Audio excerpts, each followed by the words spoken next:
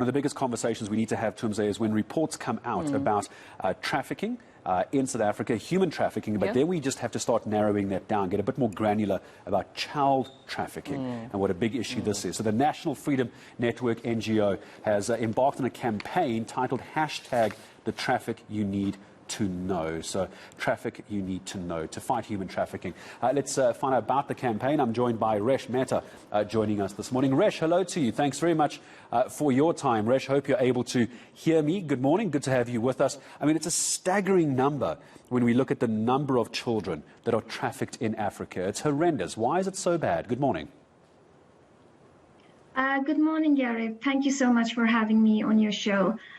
Yes, human trafficking, slavery, trafficking in persons, all of this basically talks about the same issue, which is the human rights abuse of a person. Human trafficking is the buying and selling of human beings with the intention of making a profit. And one of the easiest targets are children. It's like catch them young, watch them grow, and bring in the money. And being high in statistics as far as poverty goes, as far as child-headed households go, children become extremely vulnerable and extremely available to the recruiters that are looking for young objects of sale. But why is this happening? Why are children so vulnerable in Africa? Because one could start to look at statistics of children-headed households, children who've lost their support structures like family, like loved ones. They don't have places to go. Or are we talking about children who are being kidnapped and then used in human trafficking? It's a terrible discussion to have, isn't it? But we're looking for more details. It is a terrible discussion, yes, but it is very important because this is the reality out there. Human trafficking is one of the biggest money earners for criminal syndicates, first being drug trafficking. Now, you ask about why. I did mention vulnerability. You ask about the issue being within the country and within the continent. It's not true. It's across the world. This is an international problem. Children are being kidnapped, yes, as and when traffickers realize, like currently people say that human trafficking has just become a problem in society, but that is not true. Human trafficking has always been a problem since time immemorial.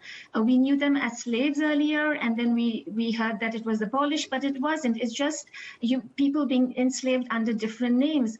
So today, because awareness is raising, because government has legislation on this issue, people are becoming aware of it, and as people are becoming aware, they're becoming more cautious with their children, with themselves, and hence a lot of traffickers resort to kidnapping because that is the next way to go. If people will not get lured by whatever promises you make them, then you have to take them because your business has to run. So it's just one of the modus operandi of traffickers. So obviously it's a huge issue, and you're quite right, Resh, not just South Africa, not just Africa, but around the world as well. But where do we begin to get on top of a problem like this? Society can only do so much. Parents can only protect their children so much. Is this an issue with government? Is this an issue with the police? Where do we begin to find a solution? This is an issue that cannot be addressed by one person alone, one department alone, one country alone. It needs networking. You need to get together as a society. Government departments need to get together with civil society, together with communities to address this issue.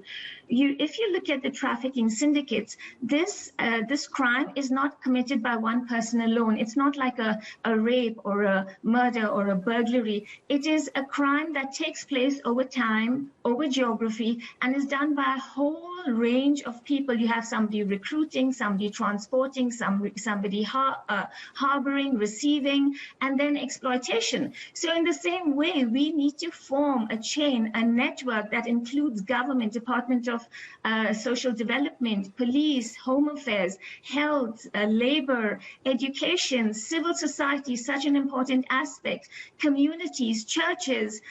All of these people all of us need together to create a network to address this issue. And then this issue cannot just be addressed within a country in one province. It has to be addressed across all the provinces and across international borders also, because traffickers move. As soon as they feel the heat in one country, they will move either to another province within that country or or across borders where as much is not being done by the government.